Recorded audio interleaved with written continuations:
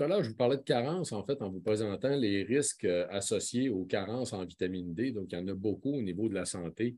Maintenant, qu'est-ce que ça représente les carences en vitamine D sur la Terre? J'ai quelqu'un sur les réseaux sociaux qui me dit dernièrement que c'était très rare maintenant, les carences en vitamine D. En fait, non, c'est pas rare. C'est vraiment, vraiment pas rare pour deux raisons. D'un, c'est pas tout le monde qui prend des suppléments. Et de deux, les gens qui prennent des suppléments, souvent, n'en prennent pas suffisamment de vitamine D. Ils ne sont pas au courant qu'ils n'en prennent pas suffisamment. Donc, on aurait plus d'1 milliard de personnes sur la Terre qui sont carencées en vitamine D. Donc, ce n'est pas rien. Hein? Ça fait réellement beaucoup de personnes. On en produit de 10 000 à 25 000 unités durant une bonne exposition au soleil. Donc, pour ceux et celles-là qui avaient peur, qui se demandent si un surplus de vitamine D peut être dangereux, écoutez, s'il fallait qu'un surplus de vitamine D soit dangereux, là, probablement qu'on serait tous morts à l'heure actuelle, en fait, de s'être trop exposé au soleil pendant l'été, puis d'avoir bronzé, en fait, là, sur plusieurs journées dans la même semaine exposé au soleil. Parce qu'imaginez-vous que si on produit entre 10 000 et 25 000 unités durant une bonne exposition au soleil, on parle d'une exposition de 20 minutes, une demi-heure. Imaginez quand on passe une journée au soleil puis plusieurs journées dans la même semaine. On prend une dose de vitamine D qui est énorme, en fait, qui est probablement dans les 100 000 unités en tant que telle. Donc, il n'y a sûrement pas de risque en tant que tel à s'exposer à la vitamine D, là. Et bon, d'un point de vue scientifique, on s'entend de toute façon qu'au moins jusqu'à 4 000 unités par jour, il n'y a aucun risque. L'alimentation en contient vraiment de très faibles quantités. Donc, on n'a pas le choix. Soit on la prend du soleil pendant les 3 mois de l'année qu'on peut, ou soit il faut la prendre en supplément. Et là, on a 25 de la population qui métaboliserait trop rapidement la vitamine D et qui aurait besoin de 2 000 à 4 000 unités par jour pour maintenir les niveaux à un seuil normal. Donc, on ne parle pas d'augmenter les niveaux au-dessus de ce seuil-là, on parle juste de maintenir les niveaux. Donc, autant que possible, pour bien faire, il faudrait que tout le monde soit dosé, soit testé pour savoir dans la population qui fait partie du 25 parce que c'est quand même une personne sur quatre qu'il faut qu'il prenne beaucoup plus de vitamine D que ce qu'on recommanderait habituellement. Et là, ici, en fait, je peux faire une petite parenthèse avant d'aller plus loin. Qu'est-ce qu'on recommande? Santé Canada recommande 1000 unités de vitamine D par jour. C'est vraiment un minimum, mais c'est tellement un minimum que si vous voulez le calculer, là, mon ami Jean-Yves Dionne, qui est pharmacien, l'a dit à de multiples reprises dans plein de conférences, on devrait en fait s'enligner vers 50 unités de vitamine D par kilogramme par jour. Donc, votre poids corporel en kilos, pas en livres, en kilos, vous le multipliez par 50 pour 50 unités de vitamine D, vous allez avoir la quantité en unités que vous devriez prendre par jour, en fait, pour maintenir vos niveaux. Vous pourriez même prendre un peu plus que ça si vous voulez, en fait, pour être certain d'en avoir suffisamment. Ceci dit, c'est sûr que le meilleur des situations sera que les gens soient dosés pour qu'on sache la quantité que vous avez en circulation sanguine, puis savoir si vous faites partie du 25 de la population qui métabolise trop rapidement.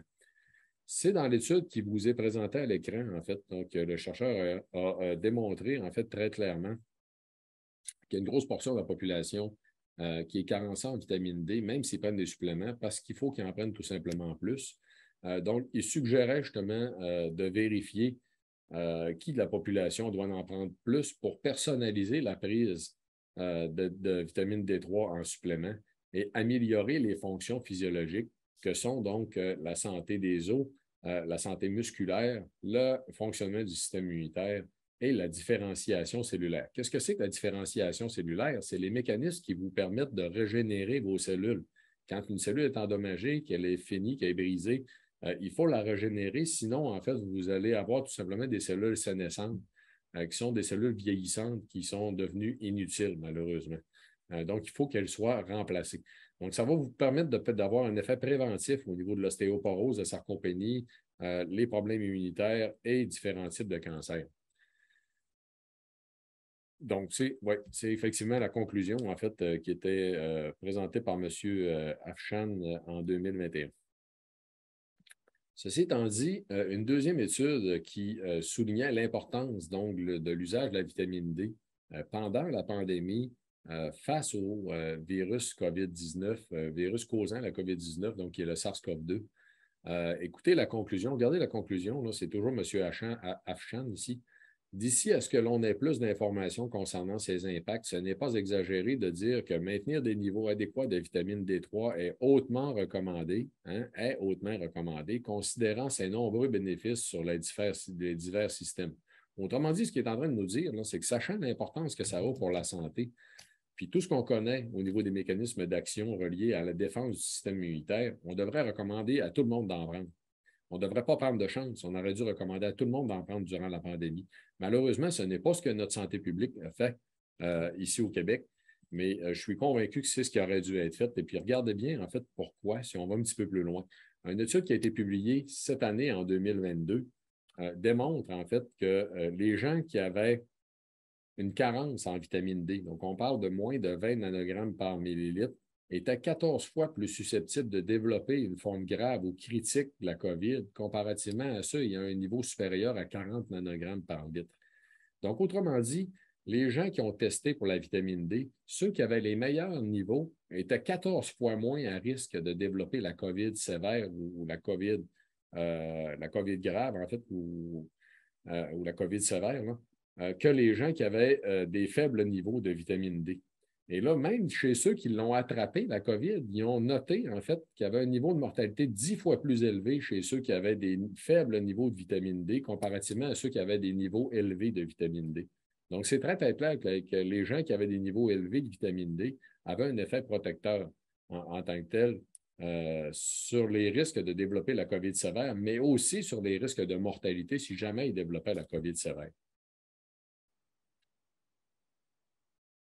Donc, si on continue, donc, vous comprendrez que la vitamine D a de multiples impacts au niveau de la santé, majoritairement au niveau du système osseux, on en parle beaucoup, mais aussi au niveau des muscles, hein, peut-être une chose que vous saviez moins, mais qui est importante, donc les taux de vitamine D pour garder la masse musculaire, surtout en vieillissant. Au niveau du cerveau, je vous l'ai mentionné, les gens qui ont des faibles niveaux de vitamine D ont un risque plus élevé éventuellement de faire des dépressions. Et au niveau du fonctionnement du système immunitaire, je vous ai expliqué pourquoi, en fait, sur l'ensemble des facettes, autant les processus inflammatoires que les deux processus, les deux grands groupes, les deux grandes facettes de défense, en fait, de l'organisme. Maintenant, le produit qu'on a mis en marché, base vitamine D, que vous allez retrouver, entre autres, dans les Jean Coutu, en passant, les gros Jean Coutu, vous allez retrouver aussi dans les gros Uniprix, donc dans plusieurs magasins aussi d'aliments naturels. L'avantage ici que l'on a, c'est que c'est un produit liquide qui vous permet d'adapter la quantité que vous voulez prendre en unité de vitamine D par jour. Sachez que vous pouvez aussi cumuler toute votre dose de vitamine D en une seule journée. Donc, vous pouvez une fois par semaine, une journée par semaine. Donc, vous pouvez une fois par semaine prendre toute la dose de vitamine D que vous voudriez prendre au courant de la semaine. Il n'y a aucun problème à faire ça. On l'accumule, la vitamine D, puis on l'utilise au fur et à mesure. Donc, ici, elle présente dans de l'huile MCT, qui est des triglycérides à chaîne courte, jusqu'à 800 doses par bouteille. Le fait d'avoir opté pour une bouteille de 40 millilitres, en fait, ça nous permet là, de vous l'offrir vraiment à un prix très, très compétitif. Pour 24,99, vous avez jusqu'à 800 doses. Et là, ça vous permet d'ajuster le nombre de doses que vous voulez prendre par semaine. Les allégations de Santé Canada pour le produit, c'est que c'est un supplément en vitamine D. Bien sûr, ça aide les fonctions immunitaires et pour le maintien d'une bonne santé.